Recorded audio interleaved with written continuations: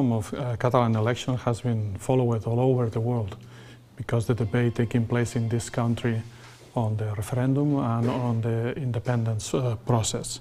So let us check the facts. This is the new parliament, the new Catalan assembly. We can share all the parties in two big blocks.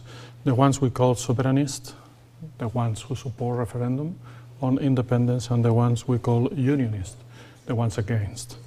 If we check how every political party scored in these last elections, we find first the Convergencia and Unió, which is the Liberal Democrats and Christian Democrats coalition, the ruling party, the party of President Mas. They got 50 MPs, coming down from 62. They support the referendum process. Then the second party, and this is new, this is big news, is the Republican left, so pro-independence party also, a strongly pro-independence party. They jumped from 10 MPs to 21, and now this is the leading party on the left side of the parliament. Then we have the Socialist Party, the Spanish and Catalan Socialist Party, the Social Democrats. They went to 20 MPs, the worst result ever, and they had 28 before. The Socialist Party is against the referendum. They call for what they say a legal referendum, meaning that they support a referendum only in the case of the Spanish government supporting the referendum, which is absolutely impossible. So we put them on the unionist side. Then we have the People's Party, which is the ruling party now in Spain. Is a strong right party, strong against Catalan independence. They just won one more MP, but they came in fourth position. And we have three more parties. One is the Iniciativa per Catalunya. It's a coalition of former communists and Greens. They support the referendum also, and they got 13 MPs, up from 10. Then we have Ciutadans. This is a pro-Spanish party, urban, young people supporting Spain. They got 9 MPs coming from 3. And then we have the CUP, which is an anti-capitalist political party that also strongly supports independence. And this was the first time ever they ran for being present in the parliament, and they got 3 MPs. So coming back to the big photo of what is happening, we have now a parliament where there is 87 MPs who support the referendum process, the pro-independence process, and 48 that are against this process. This is the first real fact on that. But we have more on the votes, on how many people voted every option. And we see that the pro-referendum were much more voted than the unionists.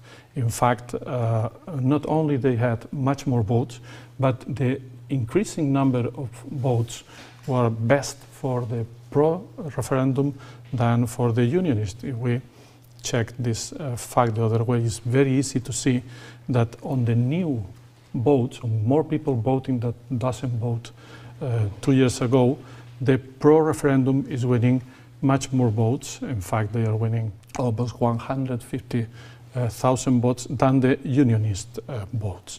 So on every way of understanding the voting, the result is absolutely clear. So what happened in the parliament? Where is the big change in the new parliament in reference to the old one? Well, in fact, that was the old parliament 2 years ago. We have a very big number of MPs belonging to Convergencia y Unió, the Liberal Democrats. Then we have some MPs from the left that support the referendum, and then we have the pro-Spain political parties. What changed at this time has been very easy to understand. The unionist parties, the parties supporting Spain and against the referendum, lost 1 MP. The Convergencia y Unió party have a big loss of 12 MPs, but the winners, the ones that changed the parliament, were the other souverainists, the left-wing pro-referendum parties, Esquerra Republicana, Iniciativa per Catalunya, and CUP, who were the ones who get much more seats now, up to 13. The new parliament then is a three-parts parliament. On one side you have the center-right pro-referendum bloc, then you have the left pro-referendum bloc, and then you have the pro-Spain bloc. This is a huge difference, meaning that the government, the day-by-day task of the new government will be much more difficult, because right and left must search an agreement in order not only to call for the referendum in the next months or in the next years, but also to be able to rule the country until the referendum process. One important thing is the fact that in this election people voted more than ever. Almost 70% of the whole population voted, also much more people than 2 years ago. This is important because here in Catalonia there were some buzz saying that in the Catalan elections people coming from a Spanish origin doesn't want to vote. This is not true now. This is not true because if 70% of the population vote, that is a high level of vote. That means that the pro-Spanish people also go to the polls and voted. And that is very interesting for the referendum, because more or less is a clue on how much people will vote for yes or for no in the next referendum.